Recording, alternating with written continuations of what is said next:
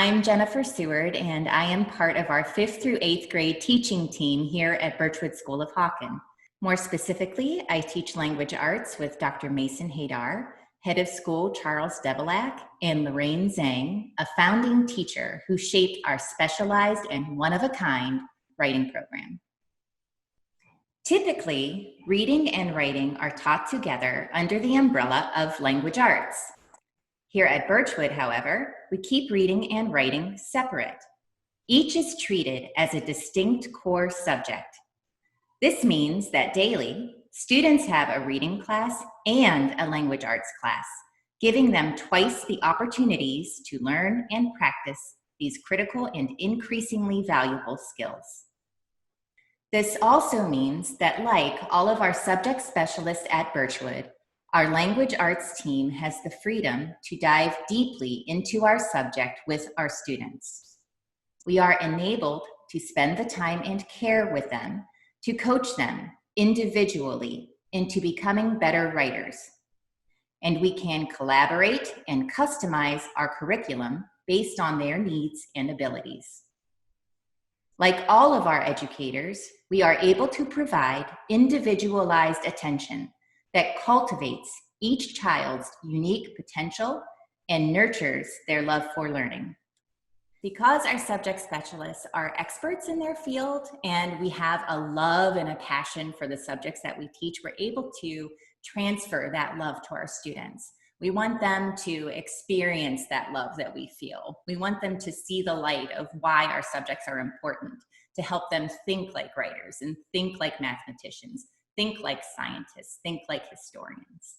We believe in the premise and the promise of creating a path for each student to go as far as they want to go, even as we develop their fundamentals.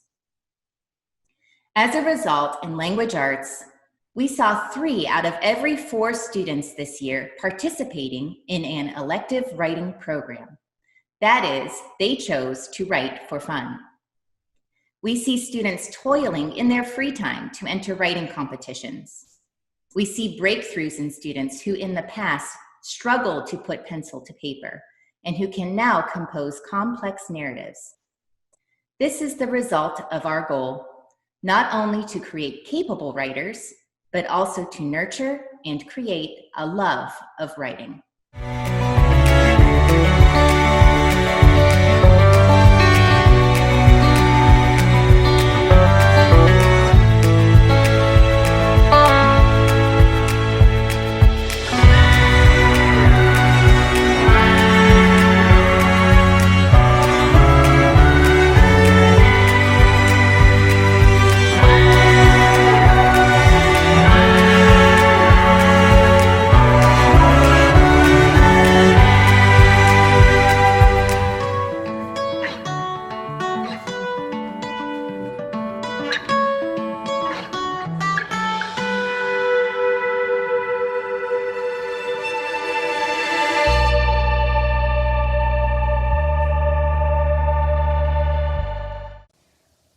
Birchwood School of Hawken's math program is all about the student, individual student.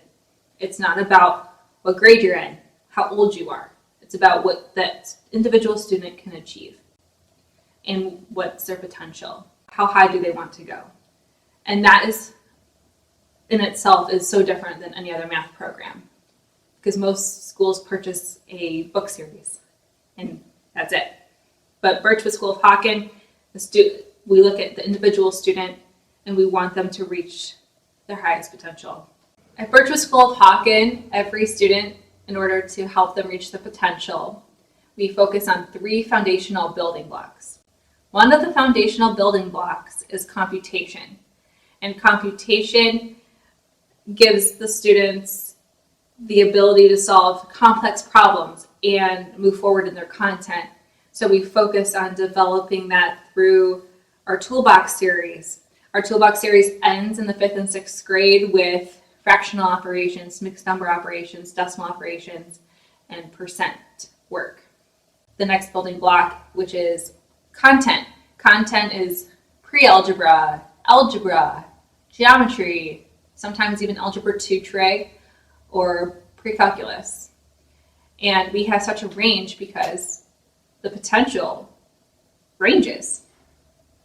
And then our next foundational piece is problem solving, which can range again from the students that are just trying to get on to the problem solving ramp all the way to the students that compete nationally and statewide in math counts. So to get the students onto the on-ramp, we have 1,000 Club in the 5th and 6th grade, where the students are trying to reach a goal of 1,000 problems solved in a year.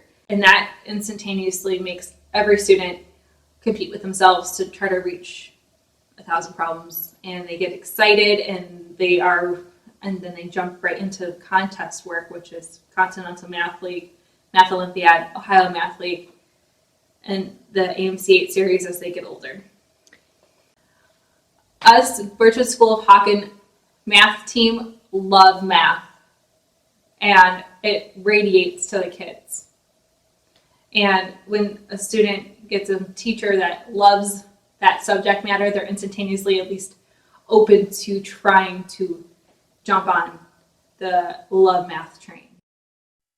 Thank you for that video, and you saw them give their overviews on the video, but joining me now to answer questions that you have are Jennifer Seward. She's our 5th through 8th grade writing teacher, and Nicole Gregory, 5th through 8th grade math teacher. We do have some questions, but also feel free at any time to submit a question through the Q&A function at the bottom of your screen. The first question that we had come in, if Mrs. Seward, you talked about the writing program, but how often do the students practice writing in a typical week? And you want to unmute yourself too. Like one of the students. Yep. So generally speaking, we have students writing typically every day. Sometimes it's as simple as free writing. Sometimes it is learning and practicing stylistics, things that make our writing better and more interesting.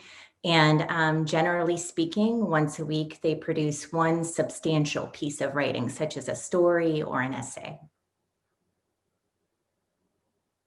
Then that's kind of follows along with that one. The next question was what types of writing? I know you talked about it a little bit in the video, but what types of writing do they engage in, and what is that writing process? Okay, so students write all sorts of genres. So we have fictional and personal narratives, such as memoirs and storytelling, description pieces, expository essays, those essays that include analysis and explaining. And moreover, in our reading program, they also write there. They'll engage in creative writing, such as poetry and, again, analysis of reading. And to answer your second question about the writing process. So again, our goal is we want them to learn the habits of mind of a writer. And one of the things that includes is going through all of that thinking process in writing, from brainstorming to pre-writing to writing a rough draft, and to learning how to revise their own work, which is a really huge accomplishment at this age, learning how to revise their work and produce a finished, polished product. Great, thank you. A question for Mrs. Gregory was about math competitions. What types of competitions are available for the students, and does everyone compete? Starting in the 5th grade, we participate in the Continental Math League and the Ohio Math League and the Math Olympiad contests, and all students participate in those. Their foundation at that point is well equipped to solve those problems. And then we also practice in class prior to taking contests. So there is an on-ramp to get that success on the contest itself. And then the AMC 8 contest is more for the students that are in algebra or beyond. And even this year, we're doing the AMC 10 and 12, which means students in 10th grade and 12th grade and below. So the math is a little bit more difficult. Geometry, algebra 2, it can cover all the way through those grades of math. So those students are, again, if they're in that grade, we don't want to just throw it to any student. We want them to feel some success. So those are great options for higher ability students.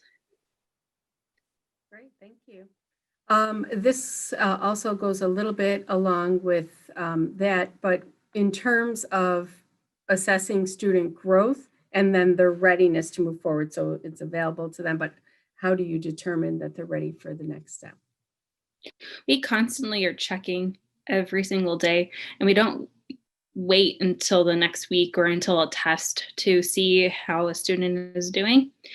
So daily we are walking around to see how the student is being able to do the work and what their questions might be, or if they're too shy to ask a question, if there is a misconception. So but then we can also see students that are picking it up too fast. So we can also move those students ahead, or if we need to scaffold more, just based on what is needed for each child.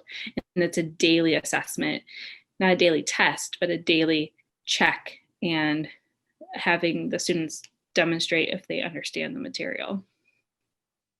Great, thank you.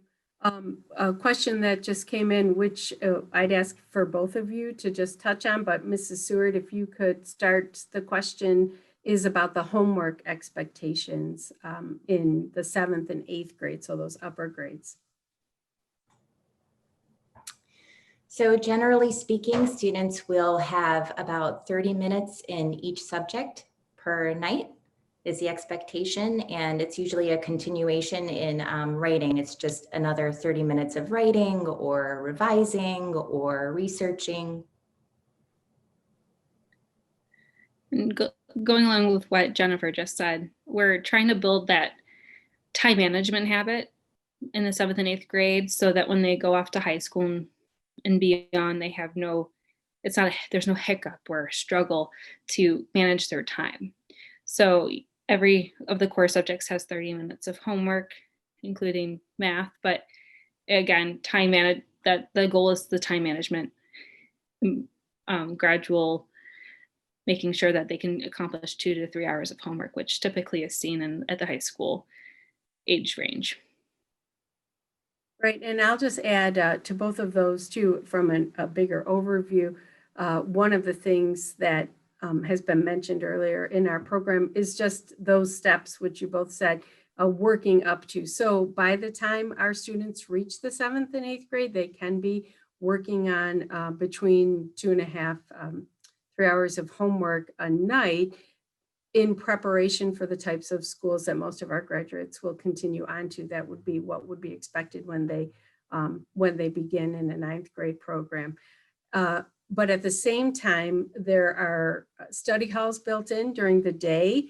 And if they aren't participating in some of our signature programs, those are also study hall time. So that's when they're learning about those tools of time management, those habits that they have built up year after year. So when we have kids that join us in the upper grades, if they are hardworking, they're ready to take on that challenge. They have developed also those skills, and the transition can be a little bit easier on them as well. So unfortunately, I think that is all the time we have for questions right now. If we didn't get to your question today, we will follow up afterwards with an answer. But at this time, we'd ask everyone please to leave this session and return to the main page of the webinar. Our next and last session will be on character development and signature programs at Birchwood. So we will start that at 4 p.m. We'll see you then. Thank you.